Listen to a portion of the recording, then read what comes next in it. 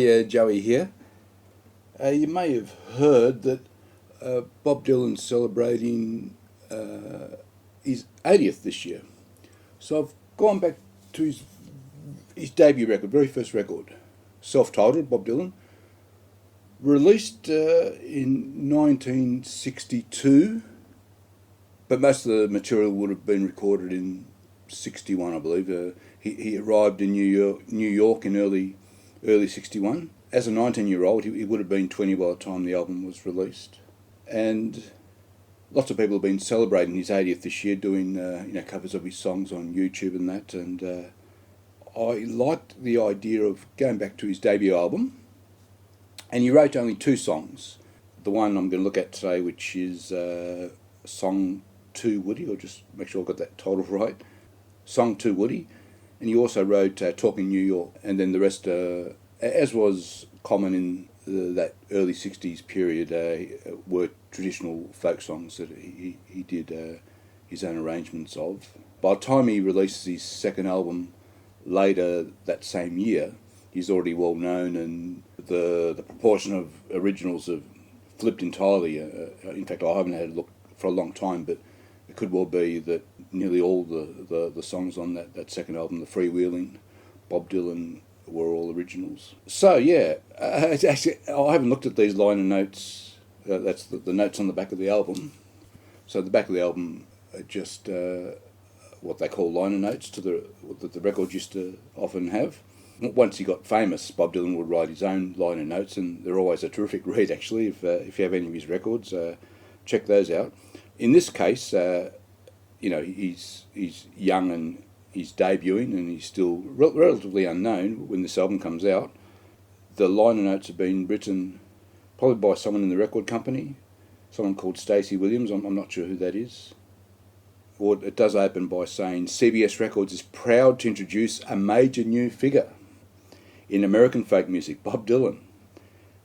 So he would have been, by the time this came out, he would have been in New York a year, so he'd just started establishing himself, and it's and then so the rest of it talks about really the history of how he made it to New York and his influences and all that sort of stuff. And then they ask him about his future, and he says, I don't think about making $1 million. This is a direct quote from Dylan.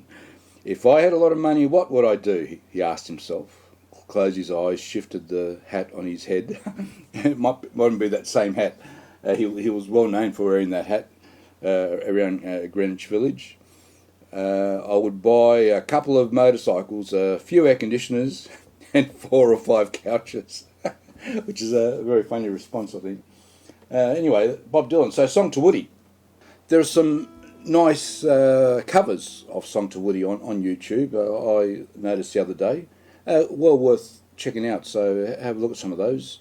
The ones I found, I can't remember their names. It was a bloke with a sort of Spanish accent, did a really good cover. I liked his version. And then a young lady, once again, I can't remember her name, she did quite a good version as well. One thing about this song, and I'll put up tabs as I go, I'll just start. I'm set up to record into Cubase, so I'll just record it. And when I do the video editing, I'll put up the tabs. There's lots of hammer-ons through the song. Dylan's playing he appears to be playing with a pick, and then sort of alternating bass lines, and sometimes you do this sort of thing. That sort of thing. The point I was going to make was that there's no sort of real set pattern. Sometimes he does it, sometimes he doesn't. In fact, from verse to verse, the chords can sometimes change slightly. The hammer-ons may appear here and not there. So this is a sort of situation where you don't get too hung up about what is happening exactly through the song. Just get a feel for roughly what the arrangement is, and really do your own thing. The people on YouTube have done sort of their own thing with the song, and they're both really good covers. The other thing is I'm going to play it in open standard tuning in the key of G. More than likely it was played with a capo up the neck, possibly as B flat. there. Capo on the 3rd fret. One of the covers I saw had the capo on the 1st fret. So it's all the same patterns. Once you learn the patterns in the open position, you just put the capo on down the neck to suit your voice. I don't sing, so I don't have to worry about it.